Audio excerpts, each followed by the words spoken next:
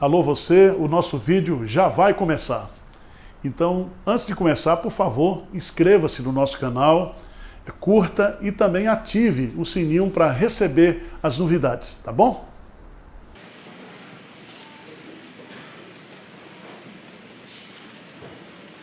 Meus prezados irmãos, no final de semana passado, nós tivemos ali no acampamento da Igreja Presbiteriana de Vila Mariana, em Tietê, o nosso 28º encontro de casais com Cristo, 27º. Eu já estou empolgado para o 28º. E ali, aconteceram coisas maravilhosas, o trabalho foi feito pelo Ministério de Casais. Quarta-feira nós tivemos aqui o reencontro e muitos testemunhos de transformação, de conversão. E é um trabalho, de fato, um instrumento poderoso nas mãos de Deus. Você que ainda não fez o encontro de casais com Cristo, você precisa fazer. Não há casamento tão bom que não possa ser melhorado, e não há casamento tão ruim que não possa ser consertado. Então, tem jeito para você, tá? Nós estamos aproveitando, eu falei hoje à tarde sobre Jesus é a nossa paz, e eu vou fazer uma meditação baseada em João 14, a partir do versículo 1 até o versículo 6. E eu quero fazer uma pergunta para você. Você quer ir para o céu? Quem quer ir para o céu aqui? Baixa a mão. Quem quer ir para o inferno? Você já está lá. Você só sai de lá se você crê em Jesus. Os nossos dias já estão contados. Cada dia que passa, a gente se distancia da maternidade e se aproxima do cemitério. Que palavra o pastor trouxe para a gente hoje, hein? Eu estou falando isso porque esse é um dos assuntos mais sérios, mais importantes. O pastor Hernandes tratou aqui, domingo passado, sobre aquela parábola de Jesus, que só há dois destinos eternos: o céu e o inferno. O inferno é o lugar onde uma pessoa que não se converte a Cristo, é convertida por Cristo, vai passar a eternidade. Mas eu queria dar uma notícia boa para você. Jesus quer levar você para o céu. Você hoje pode tomar uma decisão e dizer: Jesus, eu quero ir para o céu. Eu quero nesta noite tomar esta decisão de me render a Jesus. Tá certo? Então vamos ler João capítulo 14, versos de 1 a 6. Jesus diz assim: não se turbe o vosso coração, credes em Deus, crede também em mim. Na casa de meu pai há muitas moradas. Se assim não fora, eu vou-lo teria dito, pois vou preparar-vos lugar. E quando eu for e vos preparar lugar, voltarei e vos receberei para mim mesmo, para que onde eu estou, estejais vós também. E vós sabeis o caminho para onde eu vou. Disse-lhe Tomé: Senhor, não sabemos para onde vais, como saber o caminho? Vamos ler juntos, verso 6? Respondeu-lhes Jesus: eu sou o caminho e a verdade e a vida, e ninguém vem ao Pai senão por mim. Amém. Esse trecho, meus amados irmãos, de João, capítulo 14, 15 e 16, registra as últimas palavras de Jesus para os seus discípulos, quando ele estava indo para o Calvário, para morrer. Ele celebra a Páscoa, ele lava os pés dos discípulos, e os comentaristas dizem que o conteúdo desse ensinamento foi dado para os discípulos nesse percurso, nessa última noite. E é tão interessante que esse capítulo 14, 15 e 16 de João registra o consolo de Jesus para os seus discípulos e para nós, como igreja. Veja que o capítulo 14 começa com um versículo: não se turbe o vosso coração, credes em Deus, crede também em mim. Veja lá no capítulo 16, versículo 33. Jesus vai encerrar esse discurso dele. Versículo 33, o que é que ele diz? Estas coisas vos tenho dito, para que tenhais paz em mim. No mundo passais por aflições, mas tende bom ânimo, eu venci o mundo. Então dá para você ver que o intuito de Jesus, ao dizer essas palavras, é que o coração dos seus discípulos estivesse em paz. Eu quero dividir esse texto em 3 partes. A primeira parte, eu quero falar sobre a realidade do sofrimento humano. Jesus diz, enquanto nós estivermos no mundo, nós teríamos o quê? Aflições. E ele vai então nos dar um mandamento, uma ordem. Os discípulos estavam angustiados, os discípulos estavam desesperados, os discípulos estavam perturbados. Havia todo um ambiente de fúnebre, de despedida.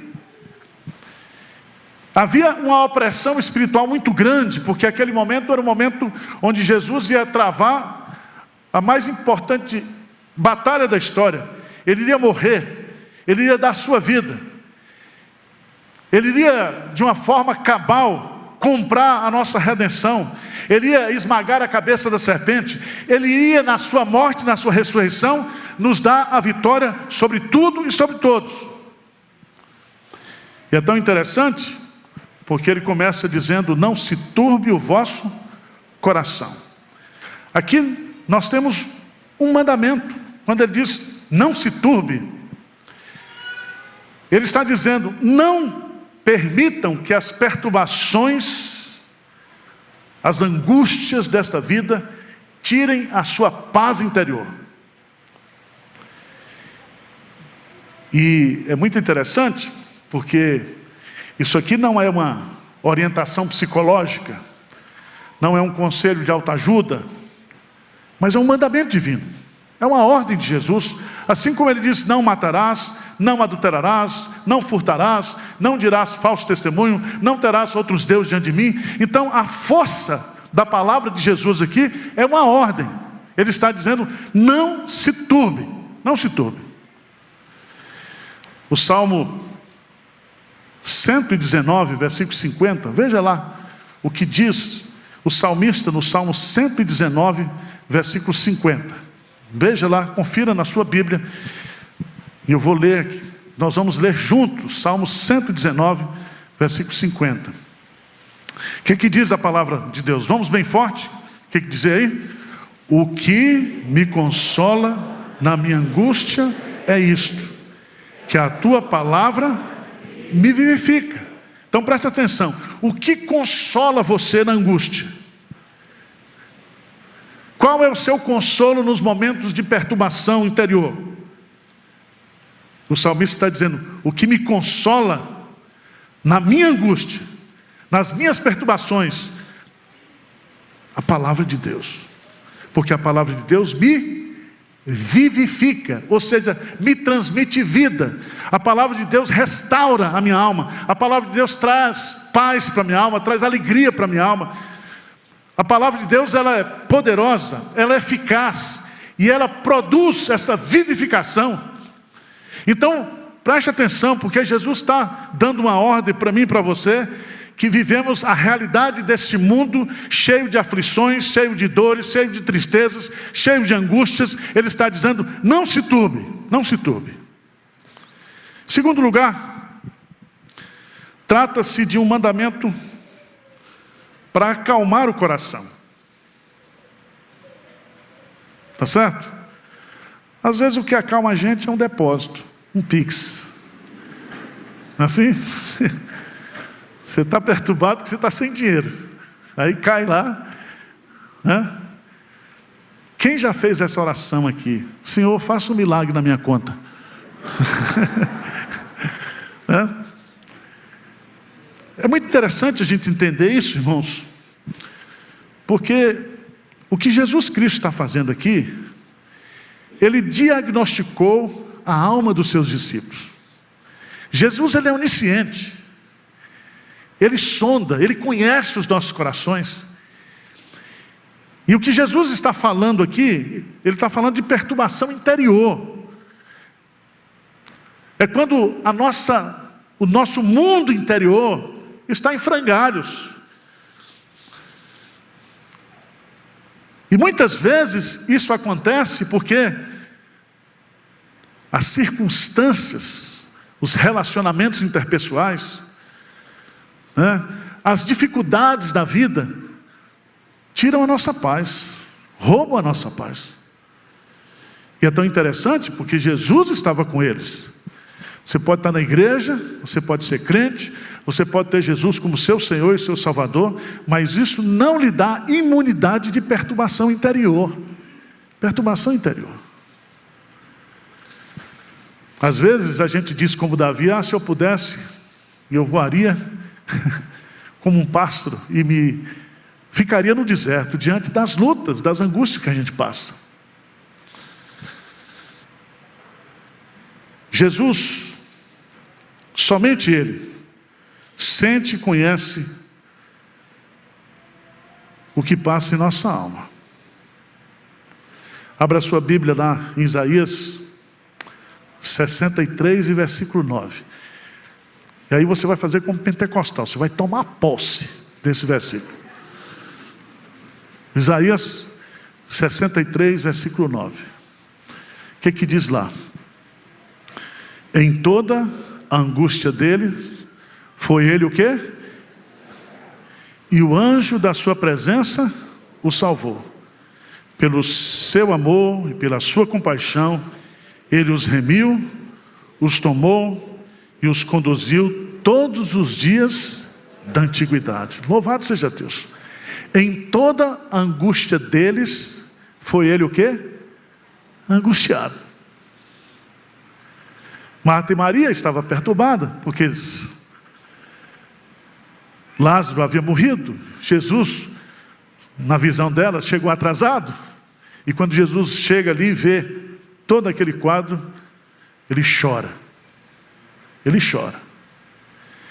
Eu queria dizer para você, em nome de Jesus, que esse Jesus que está dizendo para mim e para você: não se turbe o vosso coração. Ele conhece, Ele sabe, Ele tem empatia, Ele se coloca na nossa pele, Ele veste a nossa identidade, Ele sabe das nossas lutas, das nossas angústias. Mas o que eu acho interessante nesse texto, ele diz: não se turbe o vosso coração. E aqui, meus amados irmãos, é um mandamento para acalmar o coração, é um mandamento coletivo. Ele está dizendo isso para todos os seus discípulos. Todos nós temos graus de perturbações, de angústias. Talvez aqui neste auditório há pessoas que não estão passando por nenhum tipo de angústia, outros por angústias médias, outros por grandes angústias. E esse mandamento aqui, e eu quero dizer para você, que por mais espiritual que você seja, por mais crente que você seja, todos nós passamos por angústia. Então esse mandamento é para todos nós. Jesus, mais adiante, ele vai para o Getsemane, e ali ele trava uma batalha, e diz o texto de Mateus, que ele teve angústia e tristeza de morte. Que a sua angústia foi tão grande, que o seu suor se transformou em gotas de sangue. Uma opressão, um sofrimento, uma angústia. Então esse mandamento aqui, ele se aplica à vida de todo crente, de todo discípulo de Jesus.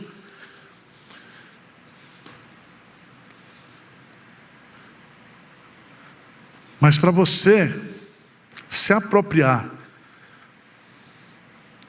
para você obedecer esse mandamento, sabe o que você precisa? De fé. Não se turbe o vosso coração, credes em Deus, crede também em mim. E aqui eu acho importantíssimo essa expressão, credes em Deus, credes também em mim, porque a ideia aqui, meus amados irmãos, é que a fé é o instrumento que Deus nos dá para nós nos apropriarmos da sua paz. A fé é o instrumento que nós temos para colocar em prática esse mandamento e recebermos através da fé a bênção da paz, a bênção do consolo, a bênção que vai expulsar do nosso coração toda perturbação interior, toda perturbação. Não é possível você crer em Deus e não crer em Jesus. Quem crê no Pai, crê no Filho. Quem crê no Filho, crê no Pai. Por isso que ele diz, credes em Deus, crede também em mim. Por que isso? Porque não há como você receber as bênçãos de Deus, Pai, se não for pela intermediação do Filho. Tá certo? Em Cristo nós somos abençoados com toda sorte de bênçãos espirituais. Então eu queria, nesse primeiro momento, o que Jesus Cristo está nos mostrando aqui, é que essa vida que nós vivemos aqui, enquanto nós estivermos neste mundo, nós estaremos passando por perturbações, por angústias, por tristezas, por separações, por lutos.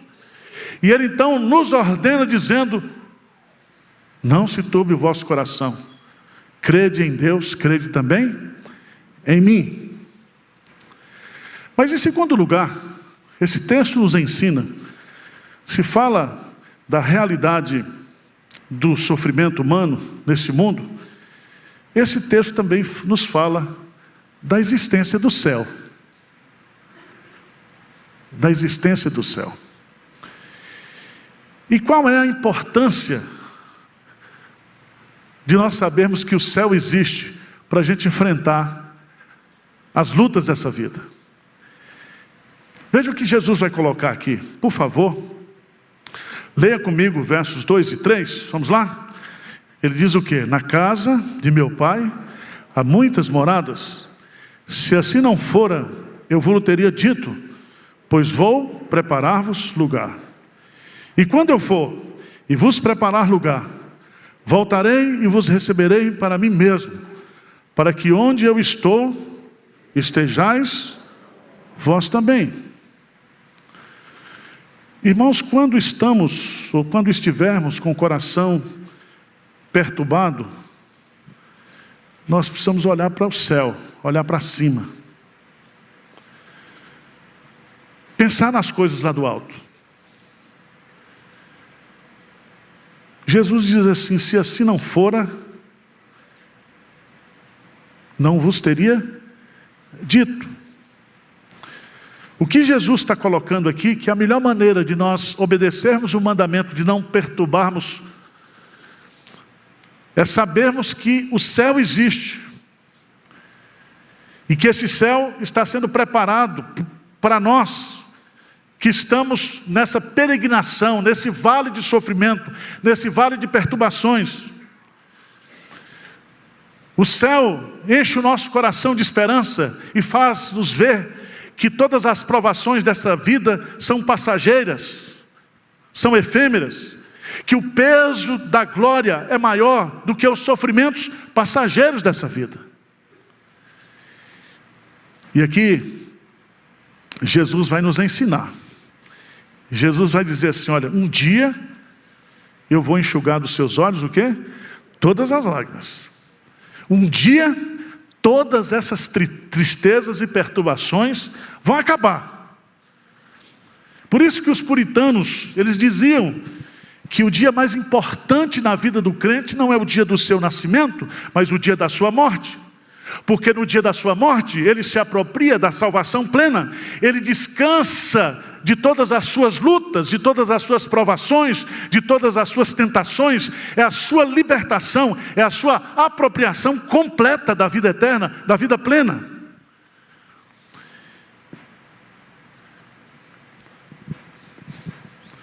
Para acabar com as tristezas, precisamos lembrar que somos peregrinos deste mundo, que temos um Pai, que temos uma família e que temos um lar o quê? Celestial. Diz amém aí, por favor. Amém. Diz de novo. Amém. Melhorou. Jesus, Ele é a promessa que iremos morar no céu.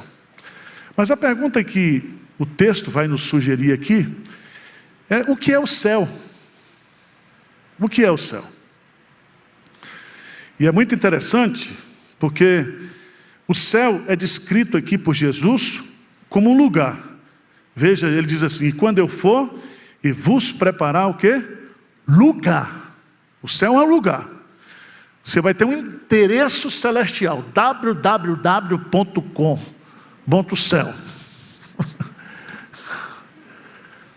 Tá certo? Esse céu, ele está sendo preparado. Um lugar preparado.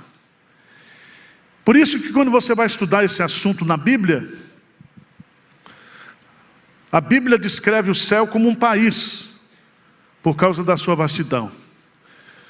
O céu é descrito como um paraíso, por causa da sua beleza. O céu é descrito como uma cidade, por causa dos seus muitos habitantes. O céu é descrito como um reino, por causa da sua estrutura organizacional. Mas Jesus chama o céu de casa de meu Pai. Eu gosto sempre de dizer, a igreja não é uma comunidade de órfãos, a igreja é uma família. Nós temos um Pai. E o céu é um lugar onde nós iremos habitar com o Pai para sempre. Para sempre. Eu acho fantástico isso aqui, porque Jesus chama o céu de casa de meu Pai. Lugar de convivência, lugar de relacionamento afetivo, amoroso, lugar onde os nossos complexos, nossos traumas serão tudo resolvido. Não vai ter nem psiquiatra, nem terapeuta no céu. Você fica tranquilo. O céu vai trazer para você a plena felicidade. E aqui é muito interessante, porque eu acho fantástico quando Jesus, vai dizer aqui: nesta casa há muitos quartos ou apartamentos que estão preparados por Jesus. Você acha que Jesus é um bom arquiteto? Um bom design de interior? Hein? E ele diz: eu vou o quê? Preparar-vos. Será que o meu quarto vai ter 15 metros quadrados, 27 metros quadrados, como os apartamentos aqui de São Paulo agora? Mas a ideia não é essa. Quando Jesus Cristo veio a este mundo, Ele nasceu numa manjedoura, porque não havia lugar para Ele na estalagem. Quando nós formos do céu, da terra para o céu, nós seremos o quê? Bem recebidos. Na casa de meu Pai há muitas moradas. Ninguém vai ficar sem teto, sem casa, sem afetividade, sem carinho, nada. O céu é a plenitude da felicidade. Eu acho interessante também, porque Jesus está dizendo aqui para mim e para você que a incumbência dele de ir primeiro na frente da gente é que Ele vai preparar o lugar para a gente. Preparar o lugar para a gente. Mas em segundo lugar, se você observar bem, o céu é um lugar, mas o céu também é estar com Jesus. Veja no texto, ele vai colocar isso de uma forma maravilhosa. Ele diz: e quando eu for e vos preparar lugar, voltarei e vos receberei para mim mesmo. Aí veja no versículo final: para que onde eu estou, estejais o quê? Vós também. Então, Estar com Jesus, na companhia de Jesus, na companhia do Pai, na companhia da família celestial, isso é céu. Paulo coloca isso, né? Ele diz, para mim, o morrer é lucro. Para mim, o morrer é partir para estar com Cristo.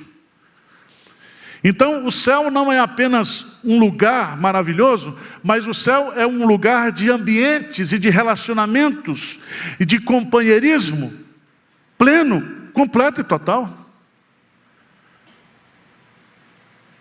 E eu quero dar uma notícia boa para você, que para você entrar no céu, você tem que ser glorificado, né? Então, não fique preocupado se Jesus colocar você no mesmo quarto desse irmão que você não gosta aqui na terra. Que vai dar certo. Vai dar certo. Você já pensou? Você num beliche com esse irmão, um beliche celestial. Com esse irmão que você não suporta aqui na terra, que você pudesse. Mas no céu, para entrar lá, todos nós seremos o quê? Aperfeiçoados. Aperfeiçoados. O céu é um estado de espírito, é estar com Jesus de uma forma eterna. E eu pergunto para você, você quer ir para o céu? Quem quer ir para o céu? Então Jesus mostra, primeiro, a realidade do sofrimento. Segundo, ele mostra o quê?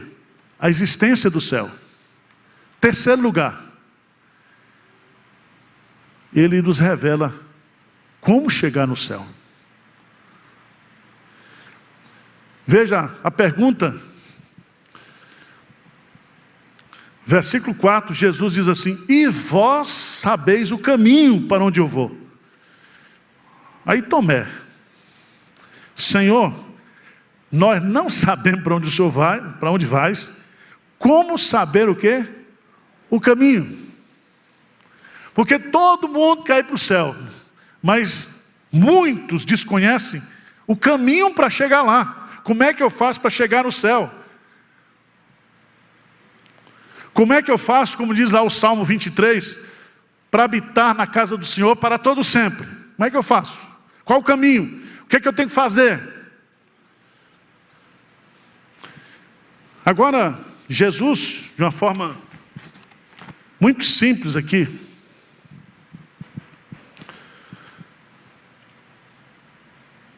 ele vai nos ensinar o que nós devemos fazer para ir para o céu.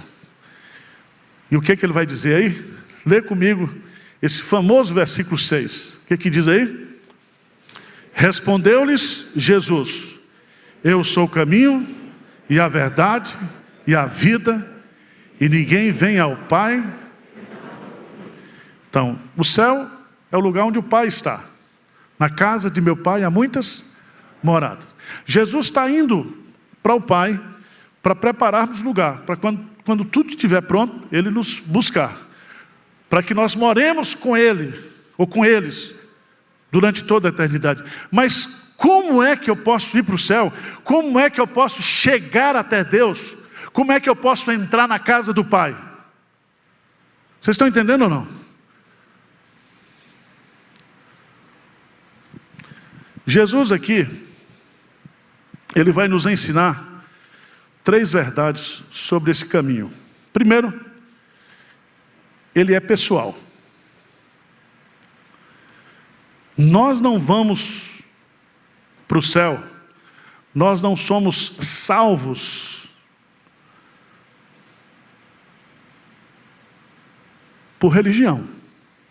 Nós não somos salvos por moralidade. Nós não somos salvos pela prática de rituais cerimonialísticos. Observe que o que Jesus está colocando aqui, Ele usa o pronome eu. Eu o quê? Sou. Eu, Jesus. O que Ele está nos ensinando aqui? Ele está nos ensinando que o pronome eu indica claramente que somos salvos por uma pessoa, e essa pessoa é Jesus. E eu só posso entrar no céu, eu só posso ter a vida eterna, eu só posso morar com o Pai eternamente por meio de Jesus.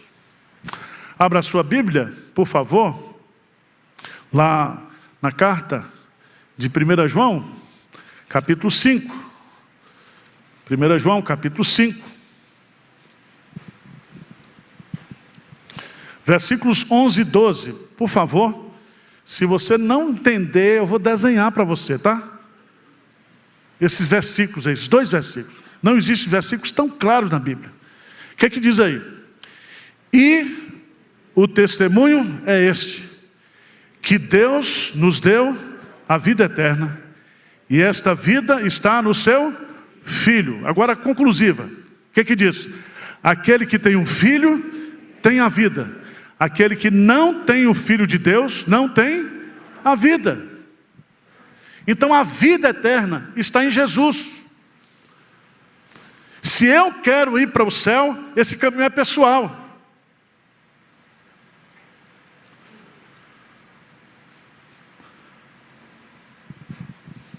Vocês se lembram que no início o cristianismo era chamada da seita do caminho, lembra disso? Está lá em Atos, capítulo 9. Aqueles que estão no caminho, e o caminho é Jesus, a pessoa de Jesus. Em segundo lugar, esse caminho é pessoal, esse caminho é exclusivo.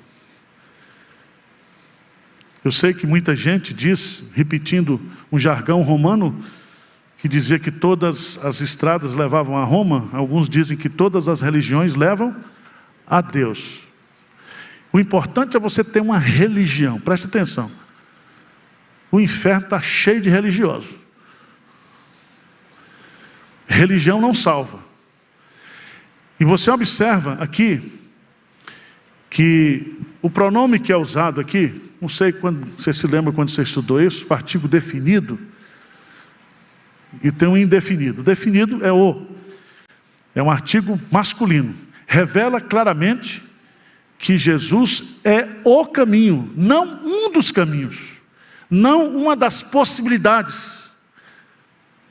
Só há um caminho, o caminho estreito, o caminho apertado, que poucos entram por ele. A porta é estreita, o caminho apertado, mas somente esse caminho apertado, que é Jesus, nos conduz o quê? A vida eterna.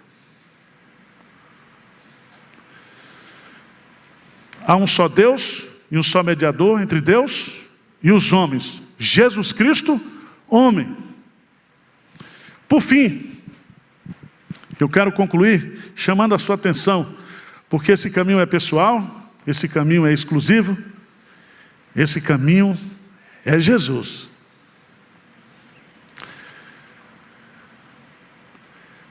Existem discussões exegéticas sobre esse versículo. William Hendricks, um grande comentarista no grego, ele diz que esse versículo seria melhor traduzido da seguinte maneira, entre aspas. Jesus está dizendo, eu sou o caminho, porque eu sou a verdade e a vida. Matthew Henry, no seu comentário devocional, ele diz, Jesus é o princípio, o meio e o fim. Significa que nele, em Jesus, nós devemos iniciar, nós devemos prosseguir e nós devemos o quê? Chegar. Ninguém vem ao Pai, é como se ele estivesse ao lado do Pai, senão por mim.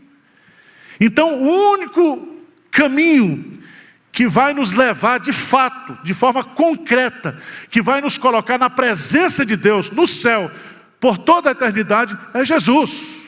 É Jesus. Aí eu tenho o meu comentário, né? Porque todo mundo tem, eu também tenho que ter. Eu vejo nesse versículo uma coisa maravilhosa. Jesus é o caminho para aquela pessoa que está perdida. Então, se você está perdido, A Bíblia é uma espécie de um GPS e vai mostrar que Jesus, vá por aqui, meu filho. Esse é o caminho. Esse é o caminho. E Jesus não vai levar você para uma favela celestial, vai levar para a casa de meu Pai, diz ele. Outra coisa interessante que eu acho, que Jesus, ele é a verdade para aquelas pessoas que estão buscando a verdade, que estão vivendo na mentira. Se, pois, o Filho vos libertar, verdadeiramente sereis livres, conhecereis a verdade vos libertará. Libertará do quê? Do engano, do erro, da ignorância, das trevas espirituais.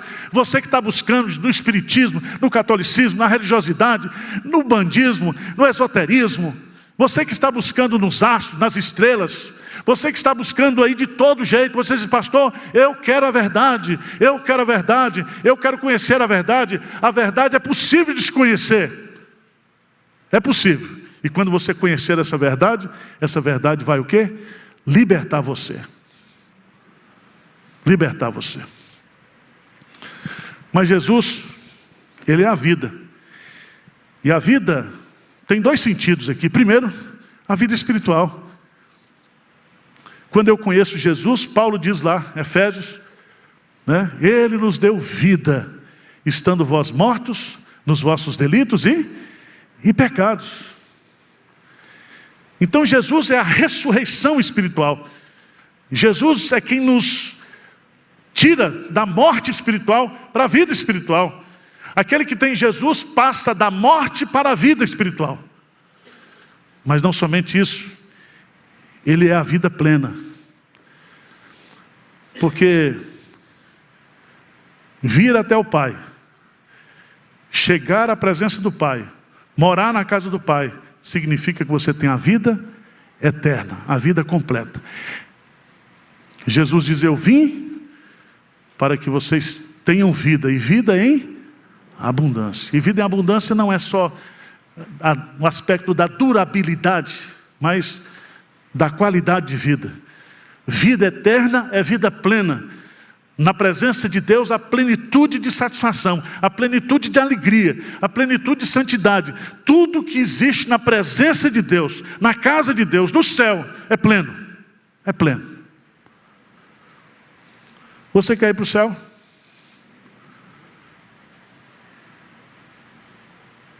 O caminho é Jesus. O caminho é Jesus. Isso para muito crente que está aqui hoje é o óbvio. Mas tem muita gente que está perdida, que está angustiada, que está desesperada. E que nesse Natal, irmãos, a gente possa falar de Jesus. Certo? Que muitas conversões aconteçam, que muitas pessoas se rendam a Jesus neste Natal e neste Ano Novo, para que o Ano Novo seja de fato novo, com vida eterna, com vida plena em Jesus. Amém? Vocês entenderam? Levanta a mão. Não precisa desenhar, né? Vocês são... Agora você tem que tomar essa decisão, tá? Essa decisão é pessoal. Essa decisão é intransferível.